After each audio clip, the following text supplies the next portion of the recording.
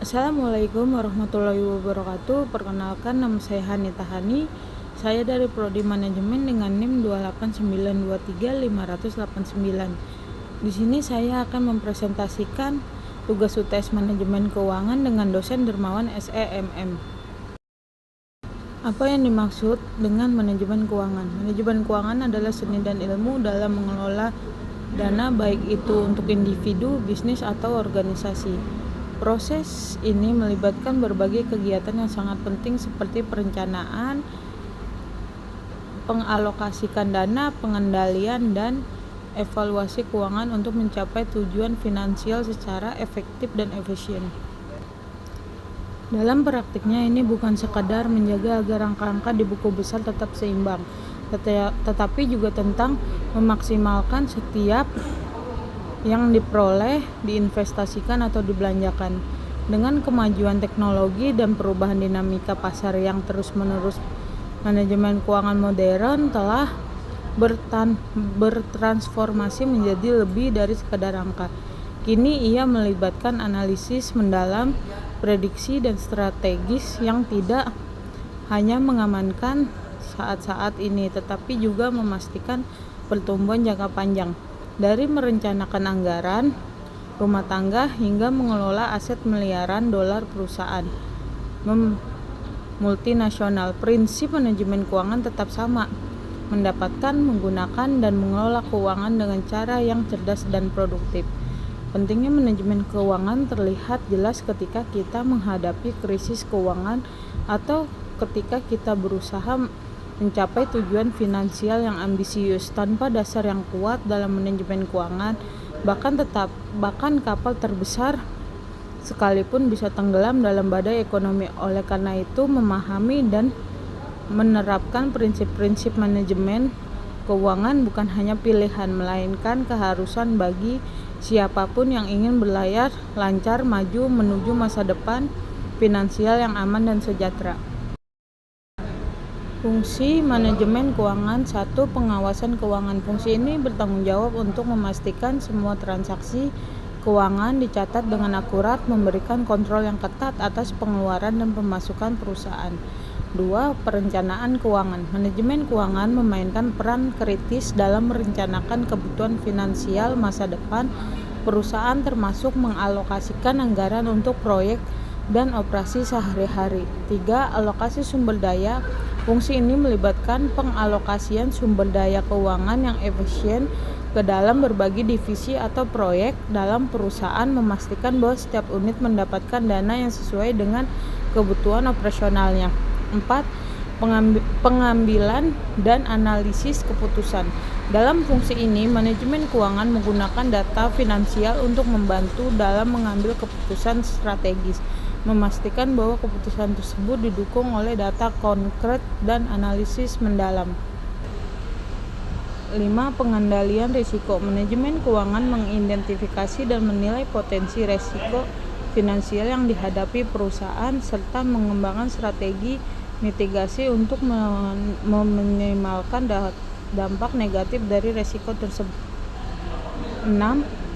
Optimasi keuntungan. Fungsi manajemen keuangan adalah untuk memastikan bahwa perusahaan beroperasi dengan cara yang paling menguntungkan, mencari cara untuk meningkatkan efisiensi dan mengurangi biaya sehingga memaksimalkan keuntungan secara keseluruhan. Prinsip manajemen keuangan. Prinsip-prinsip ini membantu perusahaan dalam mengambil keputusan yang tepat dan menjaga agar operasi keuangan tetap sehat dan berkelanjutan. 1. Konsistensi. Prinsip pertama adalah konsistensi. Dalam dunia manajemen keuangan, konsistensi bukan hanya tentang menerapkan aturan yang sama dari waktu ke waktu, tetapi juga tentang konsistensi dalam mengikuti standar akuntansi dan keuangan yang telah diterapkan. Ini memastikan bahwa laporan keuangan perusahaan dapat dipercaya dan memudahkan pemangku kepentingan dalam membuat keputusan yang berdasarkan data yang akurat dan konsisten. 2. Akuntabilitas. Akuntabilitas adalah kewajiban moral atau hukum untuk melaporkan dan menjelaskan hasil dari tindakan finansial setiap keputusan yang dibuat. Dalam ruang lingkup keuangan harus dapat dipertanggungjawabkan tidak hanya untuk menghindari kesalahan atau penyalahgunaan dana, tetapi juga untuk memperkuat integritas dan transparansi perusahaan.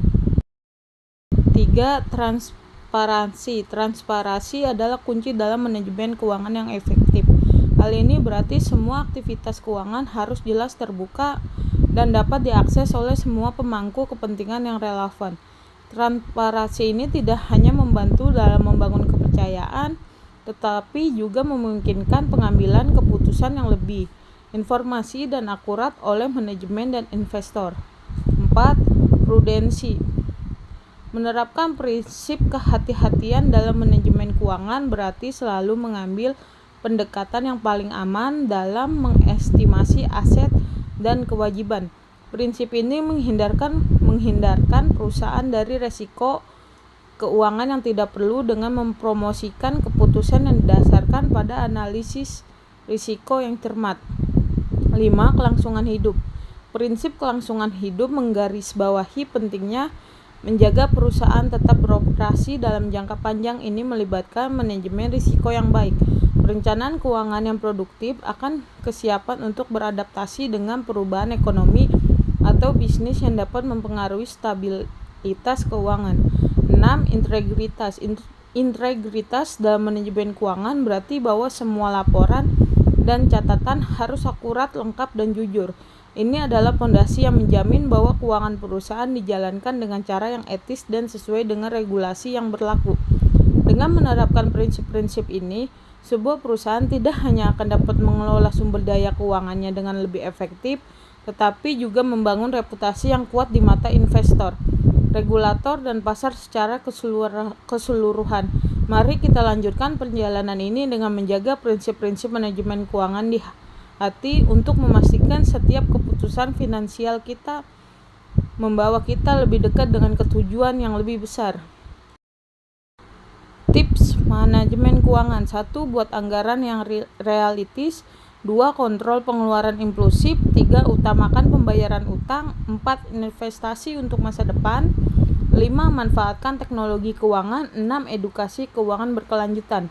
Dengan menerapkan tips ini, Anda tidak hanya bisa menjaga kestabilan keuangan, tetapi juga memaksimalkan potensi keuangan Anda. Mari kita jadikan manajemen keuangan bukan hanya kegiatan rutin, tetapi juga jalan menuju kebebasan finansial dan keamanan jangka panjang.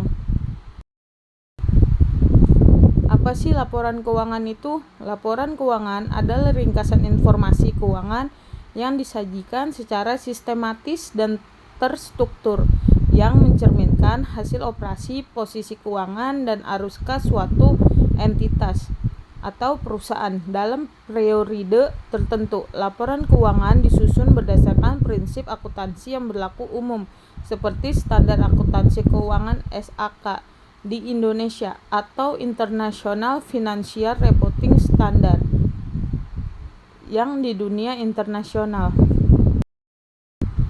Tujuan laporan keuangan. Laporan keuangan juga memiliki beberapa tujuan, di antara lain 1. Menyediakan informasi yang relevan, akurat, dan tepat waktu tentang kinerja, posisi, dan arus keuangan suatu entitas yang dapat digunakan untuk pengambilan keputusan oleh berbagai pihak yang berkepentingan. 2. Menyajikan informasi yang objektif, netral, dan konsisten yang dapat dibandingkan dengan entitas lain yang sejenis atau dengan periode sebelumnya untuk menilai kualitas, efisiensi, dan efektivitas manajemen suatu entitas.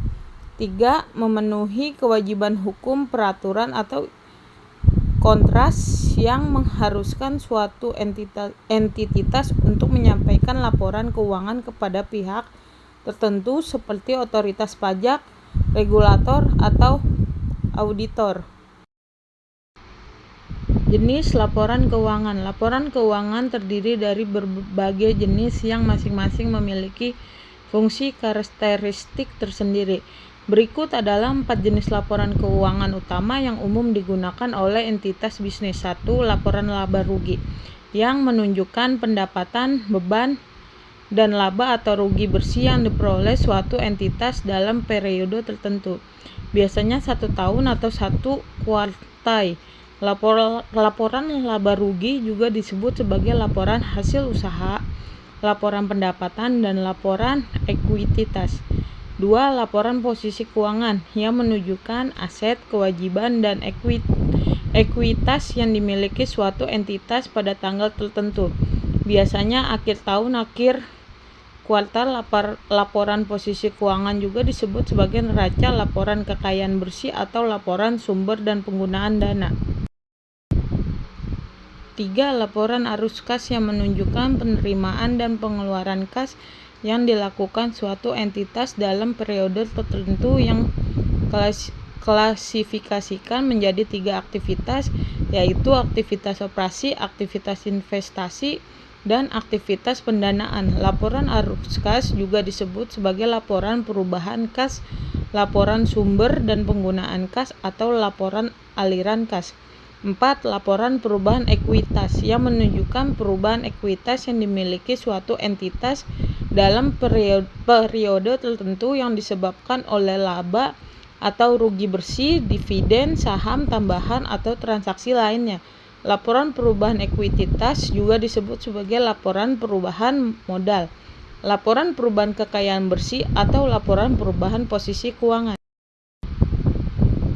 Selain 4 jenis laporan keuangan utama tersebut, ada juga beberapa jenis laporan keuangan tambahan yang dapat disajikan oleh entitas bisnis, seperti laporan anggaran yang menunjukkan rencana pendapatan, beban, dan laba atau rugi yang diharapkan suatu entitas dalam periode tertentu, yang dapat digunakan untuk mengukur kinerja aktual dengan kinerja yang direncanakan. 2. Laporan analisis rasio yang menunjukkan perbandingan antara 2 atau lebih elemen laporan keuangan yang dapat digunakan untuk mengukur likuiditas, solvabilitas, rentabilitas, atau aktivitas sesuai entitas. 3. Laporan audit yang menunjukkan pendapatan auditor independen tentang kewajaran, kebenaran, dan kelengkapan laporan keuangan yang disajikan oleh suatu entitas, yang dapat digunakan untuk meningkatkan kredibilitas dan kepercayaan terhadap laporan keuangan tersebut. Nah, berikut contoh laporan keuangan perusahaan. Yang pertama, di sini ada contoh dari laporan laba rugi company B, income statement. Laporan posisi keuangan ada contohnya. Contoh laporan keuangan perusahaan yang lain, laporan arus kas. Contoh laporan keuangan perusahaan yang lain, laporan arus kas. Ada contohnya laporan perubahan. Oke, baik, kesimpulan dari materi kali ini adalah kesimpulan dari manajemen keuangan adalah bahwa manajemen keuangan merupakan seni dan ilmu dalam mengelola dana untuk individu, bisnis, atau organisasi. Manajemen keuangan penting dalam kehidupan pribadi maupun perusahaan, dan dengan adanya laporan keuangan dapat meninjau laporan keuangan sebelum membuat keputusan penting adalah penting, karena dokumen-dokumen ini menawarkan gambaran menyeluruh tentang kesehatan dan kinerja keuangan perusahaan. Laporan keuangan memberikan wawasan penting tentang profitabilitas, likuiditas, solvabilitas, dan stabilitas keseluruhannya. Oke, baik, terima kasih. Cukup sekian presentasi dari saya. Wassalamualaikum warahmatullahi wabarakatuh.